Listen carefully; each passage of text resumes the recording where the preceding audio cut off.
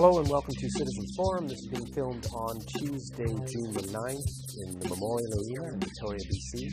I'd like to start by thanking the Shaw staff and our volunteer crew that makes the program happen every week.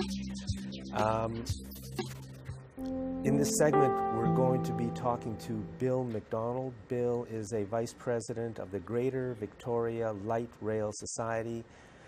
Bill, you've been working on the issue of better public transit, which is one of the most important issues in the world, especially right now as we are going to be phasing out of a carbon economy.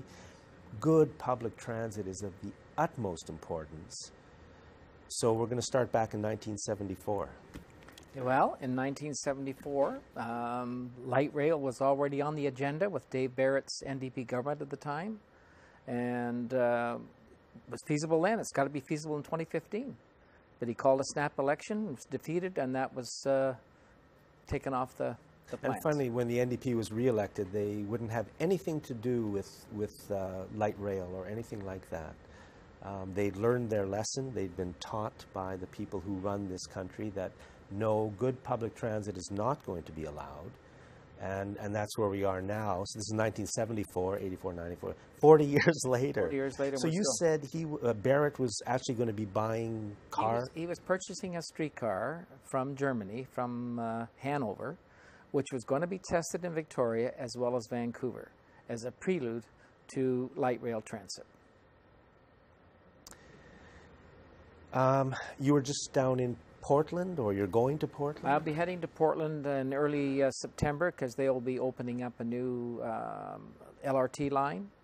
They have a brand new bridge, also extending the streetcar line. The bridge is only for pedestrians, cyclists, light rail, and buses. No cars will be allowed to use that bridge that goes over the river. Here, on the other hand, in order to spend $100 million on a new blue bridge that was totally unnecessary, our city council, and the city's media, I think they played a big role in it too, actually took out our rail bridge, so we now cannot have commuter rail coming in on the E&N line, which could have brought people right into downtown. There's already one line of track there. So, I mean, Portland and Europe, of course, they're just miles ahead of us. They're way ahead of us. And certainly Europe, no matter what size of the city, whether it's a small city, a medium-sized city, or a large city, they believe in public transit as a good alternative to the automobile. And they manage to get lots of ridership. It's quick, it's comfortable, and it's been proven that rail transit attracts new ridership. Even BC Transit's old study done many years ago, if a light rail was to go to the western communities and open up on Monday, we could probably take 35% of the cars off the road. And that's their own study. So what do we hear today in 2015, and we're still talking about this? This is needed now. We need to do something about this. I believe that within 3 to 5 years maximum, the western communities are not going to be able to move from A, B, C to D or whatever. They're going to be in gridlock. With the amount of housing that's being built over there, what are we going to do? And certainly building an interchange at Mackenzie, that isn't going to solve the problem. That's just going to add to the problem. Yeah, right. So if just the money for the interchange at Mackenzie was taken and put into, let's say, how much, do you have any idea what it would cost to get, let's say the blue rail bridge was still there, it hadn't been taken down. Do you have any idea what the cost is to get, double track where necessary and just get some kind of, it can be almost a streetcar, just streetcars going every 5 to 10 minutes back and forth between Langford and downtown, right, between Langford and downtown. I mean, if this makes sense. If it doesn't make sense, of course we won't do it, but let's assume it does make sense. And with express buses coming off at a few points along the route, maybe one for sure going towards UVic. Well, of course, it's feasible. There's no doubt about that. Do you have any idea of cost? Well, the cost to go from what we proposed was the cruise ship terminal, right, through onto Douglas Street or Government Street or a share of both, up to Mayfair, I think it was around $50 or $60 million. So it can be done. It's needed. We can do it. You just have to have the political will from our elected politicians to stop talking about this issue and get on with it. Well, they don't even talk about it. There's no talking about it. It's good public transit is one of the most important things that makes for a good community. And I think that's why we don't have good public transit, and especially safe public transit. There was a big story in the media today about a horrible incident that happened on a city bus. Today is the 9th. That happened within the last couple of days. A driver was kind of assaulted and insulted. Mm-hmm. We've reached a point where it's like the public space, and that includes public transit, is just treated like dirt. Right? Yes, While private space and corporate space is treated as if it was God. And we've got to reclaim public space and demand that people respect the public space. Like I'm just walking around town.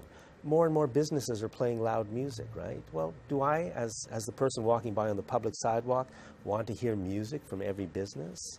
Not really. But, you know, and that's what public transit is. Good, safe, comfortable, pleasant public transit is good for our health, it's good for our wealth, and it's good for our communities. Well, we just got to look south to Portland, and boy, they've done a magnificent job. Very European-like situation in Portland. I mean, they've rebuilt areas that were just dead zones for years. It just shows that if you really put some thought into it, some good planning and some vision, what you can do. Well, what have they done? Well, they got 3 or 4 new, 3 or 4 light rail lines now. They've got 2 new fairly new streetcar lines, and they're pushing ahead. They've got that kind of a public transit system. How about, you said rebuilt old zones? Yes, because I can remember going to Portland years ago before they even had light rail, and the downtown was not a vibrant downtown.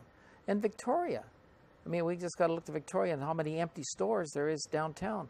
Those empty stores are not going to be filled until such a time comes along where we have light rail or some form of rapid transit to bring people downtown so that they can shop and be comfortable. It's a very safe city in Portland. You can walk at almost any time of the day or the night, and it is safe.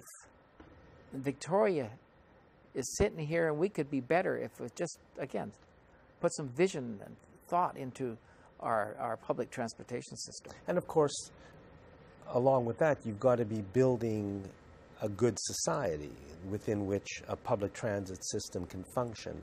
I think that's really what it all comes down to. And I think the people who run our society, that's the last thing they want is a good society. What they seem to want is just money and power and profit. And that's how our society is built, and that's how our society is run. And, you know, public transit is like a step away from that. And I think that's one of the reasons they don't let us have it. You know, they just won't let us have it.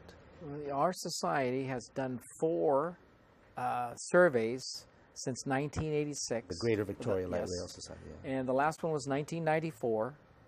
And it proved beyond all doubt the general public want a fast public transit, a light rail system. There's no doubt about it. Over 89%. And that includes the businesses. We toured the businesses on Government Street, and within 2 blocks of where the light rail line was going to be built, we toured all these businesses, got their opinion, and feel they're all excited about having it. And this was in 1994. This was in 1994. Which is an important date because that's the time at which the NDP government of that day made the decision not to build light rail, wouldn't even consider it, and instead essentially built the freeway linking Victoria out to Langford. That was turned into a freeway.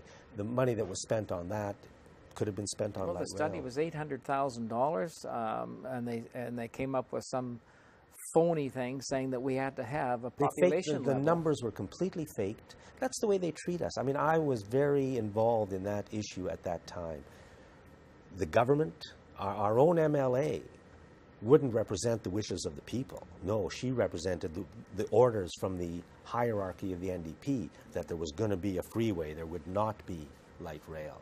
The media was as pathetic as they always are on every important issue. Well, they came out with a figure of 400,000 people that we had to have in the Greater Victoria area before it could warrant light rail transit. Well, we did some research on that particular stat, and there's no evidence anywhere in the world that supports that you have to have a certain population level to warrant one kind of transit or another. And light rail transit is in many small cities.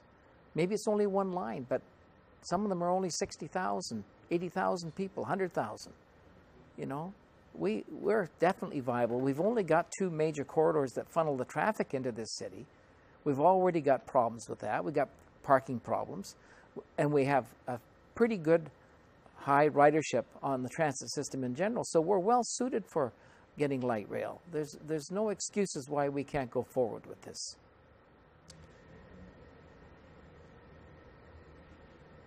What would be a first step?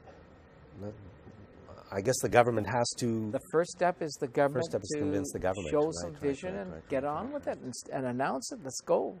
I mean, the price tag that the last study came up with, which is $1 billion, is a bit high. They're now building a light rail system in Waterloo for $34.25 million a kilometer, everything included. And that's what we can build it here for. If they can do it there. So the current plan is to build the light rail system or something that we want and need, but from Langford to Uptown Mall and then to downtown at a cost of about $1 billion. Now, we have the line already there, the E&N, that runs from Langford to downtown, but doesn't go to Walmart, essentially. And they've taken out the bridge, they've destroyed the possibility. I mean, that's the way these people operate. What do you think of SkyTrain in Vancouver? Well, you know, originally it was light rail that was supposed to be for Vancouver, but the light rail being on the ground, not up in the air. Yeah, because once you go above ground or underground, you're going to increase the cost by about 10 times. And for the cost of the first SkyTrain line in Vancouver, they could have built 3 light rail lines for the same cost. That makes no sense at all. And longer. And longer. Yeah. It made sense because I think what they wanted to do was give us the least benefit with the greatest cost. And that's what we got. But also, I mean, if you live around SkyTrain, it's a disaster. It is never-ending noise. It's crazy. What an assault on the people who live by it. Well, a former engineer out of Vancouver called the SkyTrain system a pygmy system with a Frankenstein price. And basically, that's the best description I've ever heard of it. Yeah. But they continue to build that instead of surface light rail. Which just gives you a lot more distance. Yeah. It works. That's what they have in Europe mostly. It's on the ground, right? Mostly on the ground, yes. And it works. Yes, it works beautifully. It's well laid out, well planned, well thought out. Yeah. It works and works. And here very we have well. the opposite, unfortunately. The people who run our country don't want good public transit. Bill MacDonald, thank you very much. You're welcome. Thank you. Thanks for watching this segment of Citizens Forum.